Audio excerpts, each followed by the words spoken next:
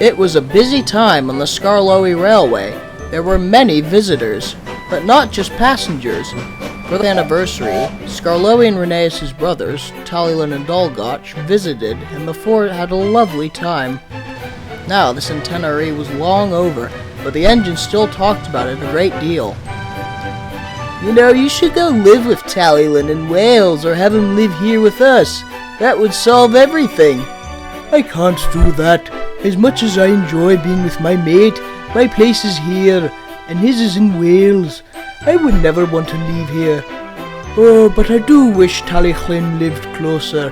Only seeing your brother in more than decades is just not right. Huh! I haven't seen my siblings in well over a century.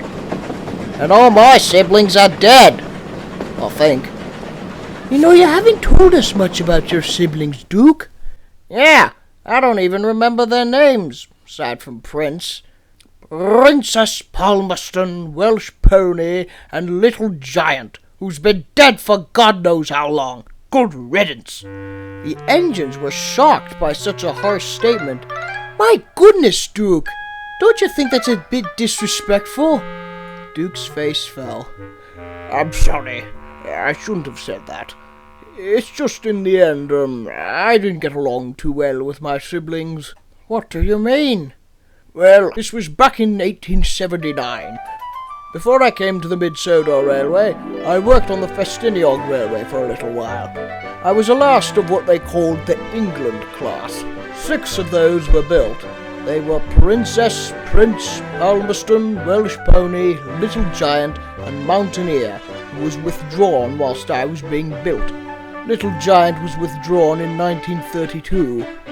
Anyway, I was more than 10 years younger than any of my siblings, and that was the main issue. Back then I was bouncy and eager and easily agitated. That is one of the hardest things to imagine ever. Duke being hyper? Yes, I was very hyper, and the other engines weren't too fond of this. At first, we all got on very well, but teaching me was extremely difficult. I wasn't bad, I meant well. I was just a little stubborn and wouldn't listen, and of course I'd get into trouble. Gosh, what did you do? Well, the one thing that ruined it all was that accident I had with some coaches very shortly before I left. I was supposed to shunt them into a siding, but wasn't thinking straight and went the wrong way. I was too busy thinking about my proud Grace. By the time my driver realized, it was too late. Welsh Pony was coming with a passenger train, and he smashed right into the coaches. Oops! Duke! What on earth are you doing, you clumsy boob? Coaches are supposed to go in the other direction! The passengers were cross too. Another engine had to come clear up the mess. The manager wasn't happy, and that evening, as I was being cleaned up, I overheard the others talking in the shed. Just pathetic. Bloody engine's a mess. Well, I tried to teach him, but he was too snooty about His Grace. Pah! His Grace? More like his arse. Excuse me, Little Giant. I didn't hear the rest of the conversation. I was too ashamed of how disgraceful I was. That was the last I remember of them. I was sent to the Mid-Sodor the next day, but I had a different attitude. I wasn't going to be the donkeys behind that I was. I pulled myself together and took extra pride in my work. So that's what influenced you. Gosh, I never thought you would be a troublesome engine in your youth. Do you miss your siblings? Like, would you want to see them again? No! They wouldn't want to see me again. They're too hot-haired to even think of me. Now, don't say that. They may be sorry and wish they'd give their little brother a great goodbye. Pah! And with that, Duke huffed away. But the engines could see he was not happy. So could his passengers. Duke was abnormally silent as the day went by.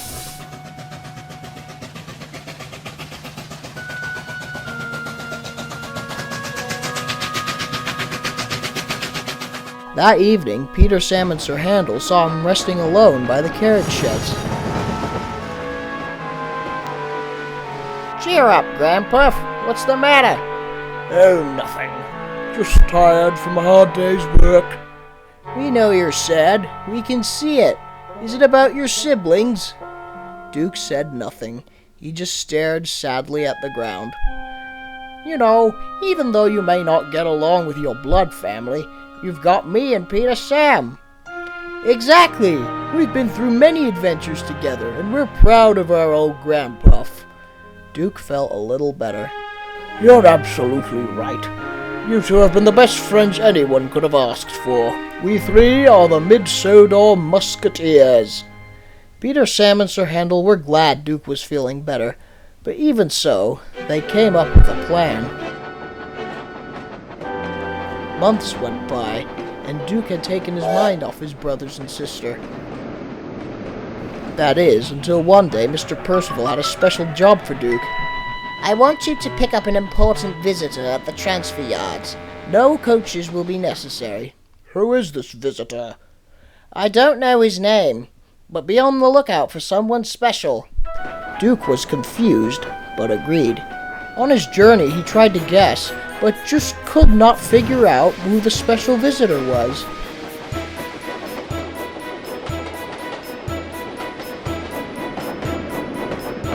He rolled into the transfer yards, looking all over for someone who looked special.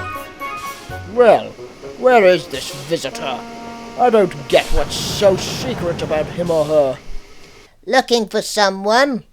Yes, Bertram, Wait a minute! You're not Bertram? Oh my God! It can't be! Hello, Duke. Prince?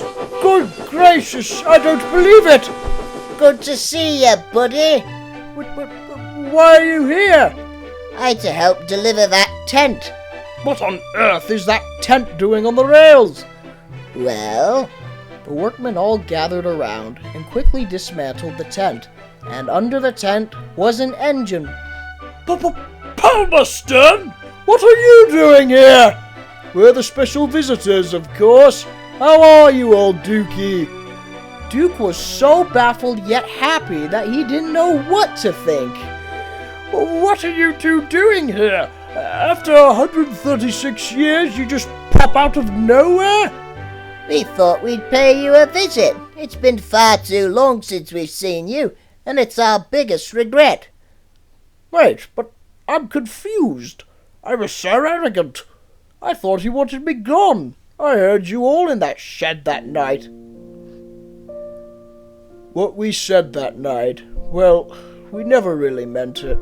When we found out you had gone the next day, we felt terrible that we hadn't given you a proper goodbye.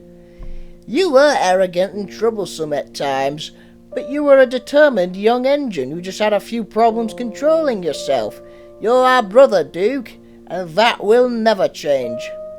We've got to head back to Croven's Gate. There's going to be a party for our guests.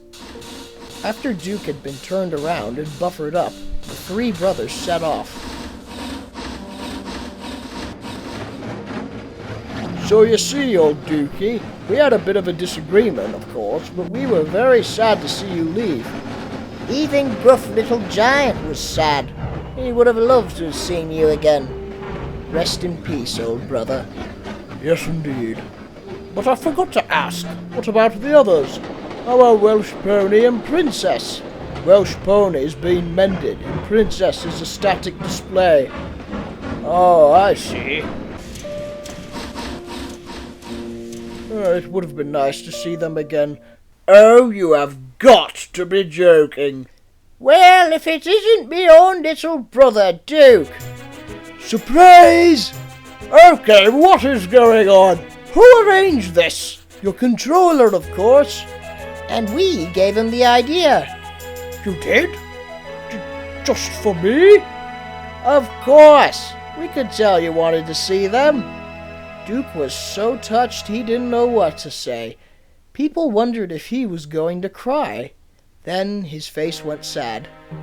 Princess, and especially you, Welsh pony. I'm so sorry. I'm sorry for the way I was. My dear chap, do you think we have a grudge against someone who survived 2 decades in a shed buried under earth, yet always held on to his hope? There's something called maturing, Duke.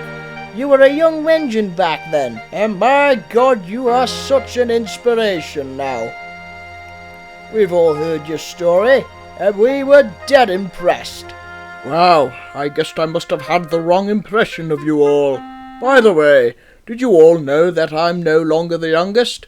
Oh, we already know all about Bertram, and we gladly welcome him into our Ffestiniog family. The Ffestiniog engines all lined up for photographs, including Bertram. Duke whispered to him, You know, if I was able to forgive you, I should have known that they would easily forgive me. And with that, there was a celebration for the Ffestiniog reunion.